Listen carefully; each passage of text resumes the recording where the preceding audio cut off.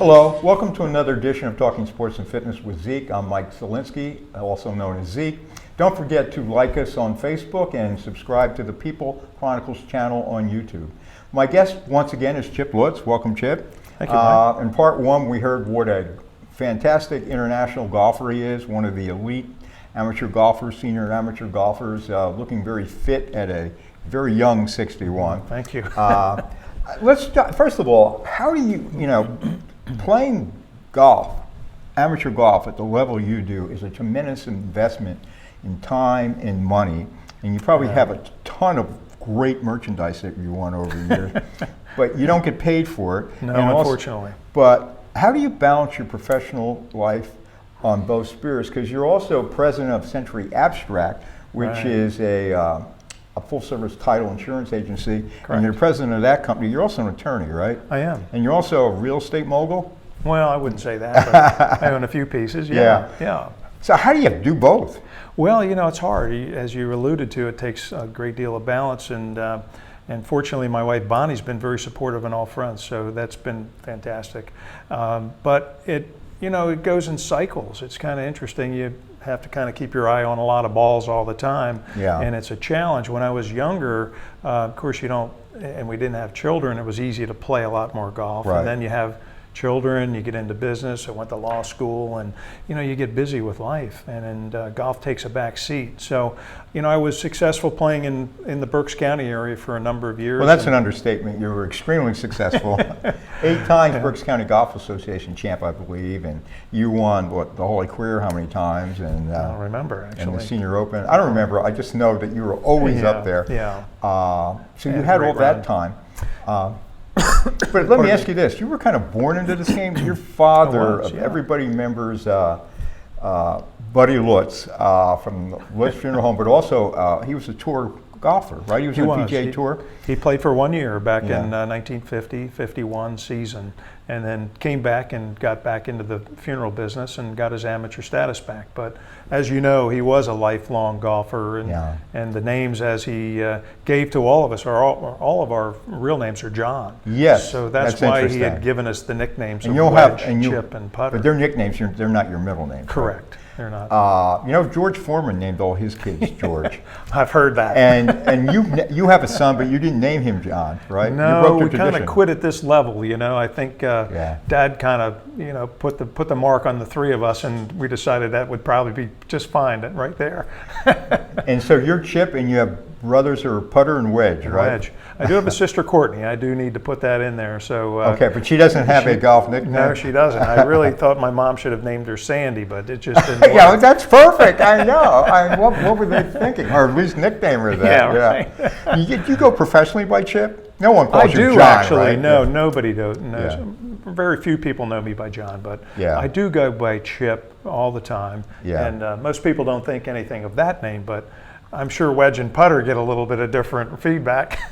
well, you opted not to go into the family business, the funeral home, right. And we were talking off camera. You wouldn't have had the wherewithal and the freedom to travel to play all this golf if you were in that business. I don't think I would have. Obviously, the funeral home would have had me on call and been having to stay more local, but I've gone off in a different direction and running my own business, owning my own business, and during that time where I really didn't play much golf, that was really my focus, business, family, those things, until I got to a point where I felt that the kids had gone out of the house, gone to college, and and Bonnie and I were empty nesters, and it was all of a sudden time to do something different. And golf, of course, has always been a passion, and I really felt is that if I could invest the time and energy and the money into the game that I really like, that I may have some success at a higher level. And that was what really kind of propelled me in the thinking of the process, and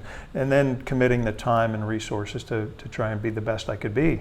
Well, in addition to the wonderful intrinsic value that you've derived from being this elite golfer on that level, you have met a lot of great golfers and played a lot of great courses. Tell us about Arnold Palmer. I know you've met him numerous times. Have you played with him? Well, I have actually. I played with Arnold 3 times. Did you beat him? I can't remember that. That was not really my focus. I was just enjoying the moment. Yeah. And of course, it was later in his years, and of course, Yeah, he's just yeah. passed. So it was really an honor to be with him, and it really came about. I just came from the United States State Team Championship, where I represented Pennsylvania in Birmingham, Alabama, in a national match for the USGA. And it was really at that event where I actually first became exposed to Arnold because of Jim Bryan. Jim is a dentist in Latrobe, Pennsylvania, and is like a son to Arnie. Okay. And he just, was the world to the two of them. They were just so close. And I found out about that because Jim was on the Pennsylvania team that year in 2001. So once I found out about that, I always knew about my dad's history in playing against Arnold when he was younger.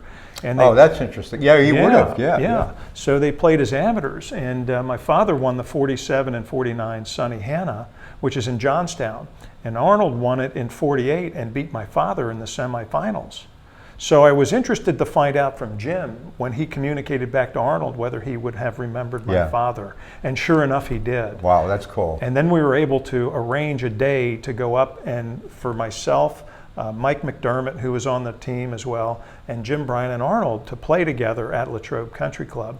And I brought my son Jordan along with me that day, and we just had a marvelous, marvelous time. So that was the beginning, and then since then I've been in his company. We played again not terribly long ago up at Latrobe, and I just saw him about 2 months ago actually there when they had a Society of Seniors event at Latrobe called the Hessler Invitational. So I was in his company, and what I thought may be the last time, and unfortunately it was. Yeah. And of course we all know of his passing. But what a great legend and what a great person. King of golf. The king. How about Jack Nicklaus?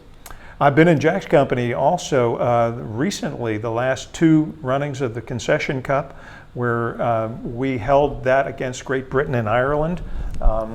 That was hosted by the Concession Golf Club down in Sarasota, Florida. And Jack was our honorary captain for the United States team.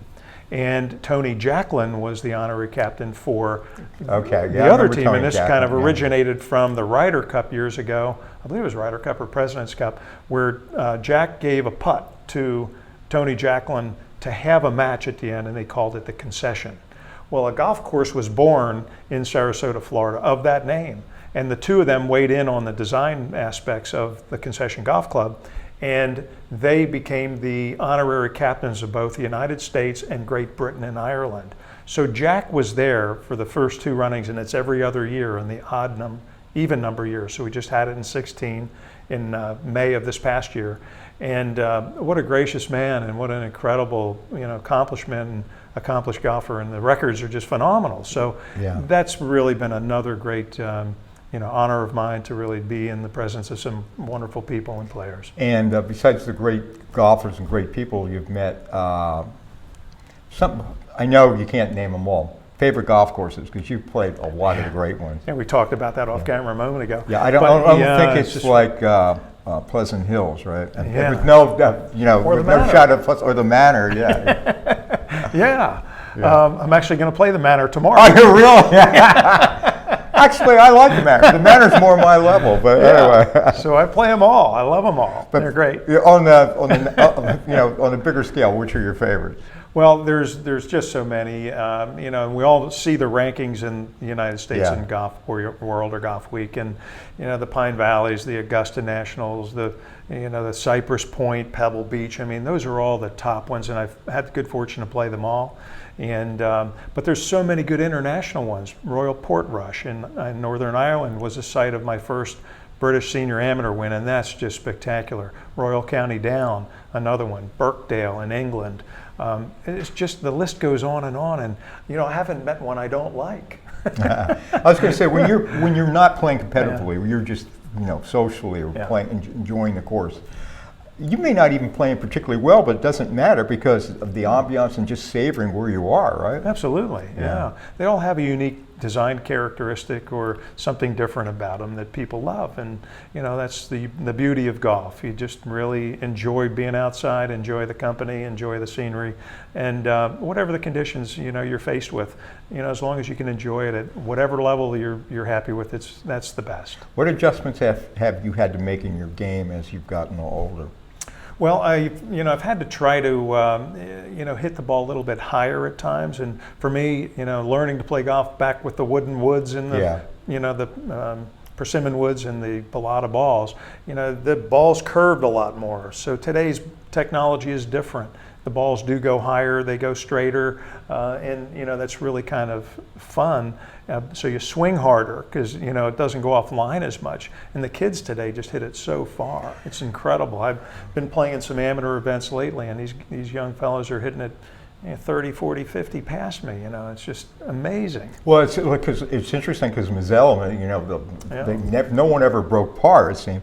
And now some of these young guns, there they are. Yeah, the State AM this past year. It was like 63. Yeah, they hit it so far, which is a whole new ballgame. Totally different. Equipment changes a lot, Yeah, it has. Not just golf, tennis and some other sports, but Yeah, but I think the ball in golf has really made a significant difference in the change of the game.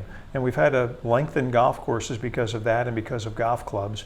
It's just been, made the courses, the short courses, almost too short for competitive tournaments. So as you've seen, we've seen a lot of lengthening of new tee boxes and all that sort of thing. So it's been interesting. And your back's held up after all these years of torquing I've only had a couple of instances where I've had a couple of tweaks, but I've been very fortunate. Health-wise, I've been staying very fit.